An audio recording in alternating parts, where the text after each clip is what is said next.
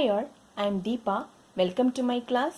Today we are going to discuss about Taylor series expansion of potential energy function about the point of stable equilibrium.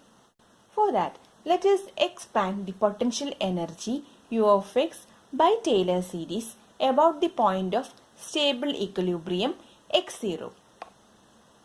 Stable equilibrium point consider ചെയ്യുകയാണെങ്കിൽ അവിടെയുള്ള potential energy ഫംഗ്ഷന്റെ Taylor expansion എങ്ങനെയായിരിക്കും, അതിൽ നിന്ന് എന്തെല്ലാം നമുക്ക് പഠിക്കാനായിട്ട് സാധിക്കും, ഇതൊക്കെയാണ് ഇവിടെ ഡിസ്കസ് ചെയ്യാനായിട്ട് പോകുന്നത്.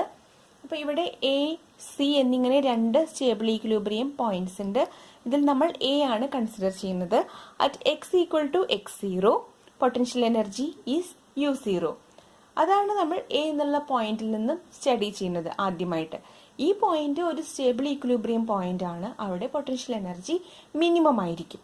ഓക്കെ, ഇനി നമ്മൾ എന്താണ് ചെയ്യുന്നതെന്ന് വെച്ചിട്ടുണ്ടെങ്കിൽ ഈ പോയിന്റിലുള്ള പൊട്ടൻഷ്യൽ എനർജി ഫംഗ്ഷനെ നമ്മൾ എക്സ്പാൻഡ് ചെയ്യാണ് യൂസിങ് ടൈലർ സീരീസ്. സോ നമുക്ക് എങ്ങനെയാണ് എക്സ്പാൻഡ് ചെയ്യാൻ നോക്കാം. ഇവിടെ എക്സ്പാൻഷൻ കൊടുത്തിട്ടുണ്ട്. U of x is equal to u0 plus du by dx at x equal to x0 into x minus x0 plus d square u by dx square at x equal to x0 into x minus x0 square divided by 2 factorial plus d cube u divided by dx cube at x equal to x0 x minus x0 whole cube divided by 3 factorial plus etc.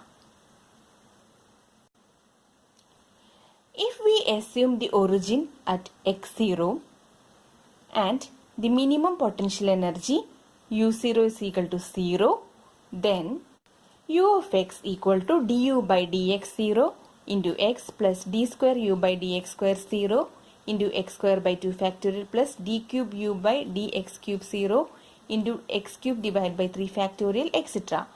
But du by dx 0 is equal to 0. du by dx 0 equal to 0. Since u is minimum at x0 is equal to 0. That is the reason. Then u of x will be equal to x square by 2 factorial d square u by dx square 0 plus x cube by 3 factorial d cube u divided by dx cube 0 plus etc. അതായത് ഇവിടെ നമ്മൾ assume ചെയ്യുകയാണ് x0 എന്ന് പറയുന്നത് origin ആണെന്നും അതുപോലെ തന്നെ minimum potential energy u0 0 ആണെന്നും അസ്യൂം ചെയ്തിട്ട് നമ്മൾ ഈ സ്റ്റെപ്പിനെ റീറൈറ്റ് ചെയ്ത് എഴുതിയതാണ് ഈ സ്റ്റെപ്പ്. അപ്പോൾ റീറൈറ്റ് ചെയ്ത് ഈ കണ്ടീഷൻ ഇവിടെ കൊടുത്തപ്പോഴാണ് u0 ഇവിടെ 0 ആയി, അത് മിനിമം ആയി കാരണം പോയി. അങ്ങനെ നമുക്ക് ഇങ്ങനെ എഴുതി. ഇതിൽ തന്നെ du by dx 0 into x അതും നമ്മൾ ഇവിടുന്ന് നെഗ്ലക്ട് ചെയ്ത് കളഞ്ഞിട്ടുണ്ട്. കാരണം എന്താണെന്ന് വെച്ചിട്ടുണ്ടെങ്കിൽ du by dx 0 is equal to 0 ആണ്. റീസൺ എന്താണെന്ന് വെച്ചിട്ടുണ്ടെങ്കിൽ u is minimum at x0 is equal to 0. x0 origin ആണെന്ന് പറഞ്ഞിട്ടുണ്ടല്ലോ, അതുകൊണ്ട് തന്നെ ആണ് ഈ ഒരു കേസ് നമ്മളിവിടെ അപ്ലൈ ചെയ്തത്. അപ്പോൾ അങ്ങനെ പോവുകയാണെങ്കിൽ, അങ്ങനെ നോക്കുകയാണെങ്കിൽ ഈ ഒരു ടേമും പോയി. അപ്പോൾ പിന്നെ നമുക്ക് ആകെ രണ്ട് ടേമേ ഉള്ളൂ. ഈ രണ്ട് ടേമും അത് രണ്ടുമാണ് ഇപ്പം നമ്മൾ ഇവിടെ എഴുതിയിരിക്കുന്നത്. The next step is puttu d square u by dx square 0 is equal to k and d cube u by dx cube 0 is equal to k1. Therefore, u of x is equal to k into x square by 2 factorial plus k1 into x cube divided by 3 factorial plus etc. ഇനി നമ്മൾ ഫോഴ്സിലേക്ക് വരികയാണ്. The force acting on the particle എന്ന് പറഞ്ഞിട്ടുണ്ടെങ്കിൽ നമുക്കറിയാം du by dx ആണ്. അപ്പോൾ u ഇവിടെ അറിയാം, അതുകൊണ്ട് തന്നെ ഇതിനെ നമ്മൾ വിത്ത് റെസ്പെക്ട് ടു എക്സിൽ ഡിഫറൻഷിയേറ്റ് ചെയ്യാണ്. അപ്പോൾ എന്താണ് നെക്സ്റ്റ് സ്റ്റെപ്പ് എന്ന് നോക്കാം. അങ്ങനെ നമുക്ക് അടുത്ത സ്റ്റെപ്പ് കിട്ടിയിരിക്കുന്നത് f is equal to minus du by dx which is equal to minus k into x minus k1 into x square by 2 minus etc. is equal to minus kx and u is equal to half kx square.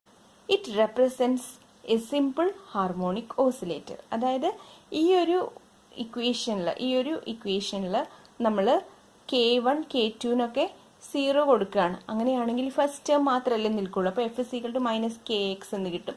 അപ്പം അതിനെ തന്നെ ഒന്ന് rewrite ചെയ്ത് എഴുതിയതാണ് ഇത്. കാരണം എന്താണെന്ന് വെച്ചിട്ടുണ്ടെങ്കിൽ u of xനെയാണ് നമ്മൾ വിത്ത് റെസ്പെക്ട് ടു എക്സിൽ ഡിഫറൻഷിയേറ്റ് ചെയ്തിട്ട് എഫ് ആക്കിയിരിക്കുന്നത് അല്ലേ. അപ്പോൾ തിരിച്ച് നമ്മൾ ഇതിൽ നിന്ന് u എഴുതുകയാണെങ്കിൽ ഹാഫ് കെ എക്സ് സ്ക്വയർ എന്നാണ് യുവിന് റെപ്രസെൻറ്റേഷൻ ആയിട്ട് കിട്ടുക. അതായത് u of x is equal to half k x square ആയാലേ f is equal to minus k x ആവുള്ളൂ. കാരണം f is equal to minus d u by d x ആണ്. Okay, അപ്പോൾ ഈ ഒരു എക്സ്പ്രഷൻ നോക്കിയിട്ട് ഇതിൽ നിന്ന് മനസ്സിലായത് എന്താണെന്ന് വെച്ചിട്ടുണ്ടെങ്കിൽ it represents A simple harmonic oscillator. ഒരു സിമ്പിൾ ഹാർമോണിക് ഓസിലേറ്ററിൻ്റെ എക്സ്പ്രഷനാണ് ഇത്. ആ സിമ്പിൾ ഹാർമോണിക് മോഷനാണ് ഇവിടെ നമ്മൾ ഈ എക്സ്പ്രഷനിലൂടെ മനസ്സിലാക്കുന്നത്. അപ്പോൾ the constant k is called force constant and which is a positive quantity. ഇവിടെയുള്ള ഈ കെ എന്ന് പറയുന്നത് ഫോഴ്സ് കോൺസ്റ്റന്റ് ആണ്, which is a positive quantity. Simple harmonic motion എന്ന് പറയുമ്പോൾ തന്നെ അതിൻ്റെ അർത്ഥം എന്താണെന്ന് വെച്ചിട്ടുണ്ടെങ്കിൽ ഓസിലേറ്ററി മോഷനാണ്. ഇവിടെ ഇപ്പോൾ നമ്മൾ പറഞ്ഞു ഈ ഒരു എക്സ്പ്രഷൻ ഒരു ഹാർമോണിക് ഓസിലേറ്ററിനെ റെപ്രസെന്റ് ചെയ്യുന്നു എന്ന് പറഞ്ഞു. അപ്പോൾ അതിൽ ഓസിലേഷൻസ് ആണ് ഉണ്ട്. അപ്പോൾ ആ ഓസിലേറ്ററി മോഷനെയാണ് ഈ ഇക്വേഷൻ വെച്ച് റെപ്രസെന്റ് ചെയ്യുന്നത്. നമ്മൾ തൊട്ട് മുന്നത്തെ പൊട്ടൻഷ്യൽ വെൽ എന്നുള്ള ടോപ്പിക്കിൽ ക്ലിയർ ആയിട്ട് പറഞ്ഞതാണ് പൊട്ടൻഷ്യൽ വെല്ലിനുള്ളിലായിട്ട് ഓസിലേറ്ററി മോഷനാണ് നടക്കുക എന്നുള്ളത്. അതുകൊണ്ട് തന്നെ നമുക്ക് ഈ ഒരു ഇക്വേഷൻ അതുമായിട്ട് കറക്റ്റായിട്ട് റിലേറ്റ് ചെയ്യാനായിട്ട് സാധിക്കും.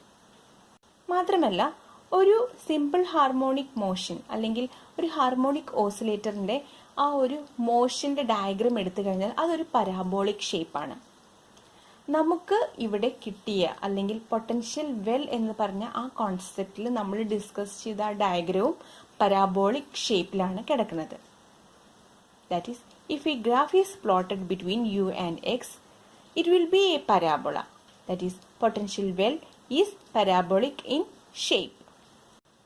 ഈ ഒരു പരാബോളിക് ഷേപ്പ് നമ്മളിവിടെ ക്ലിയർ ആയിട്ട് പഠിച്ചതാണ്.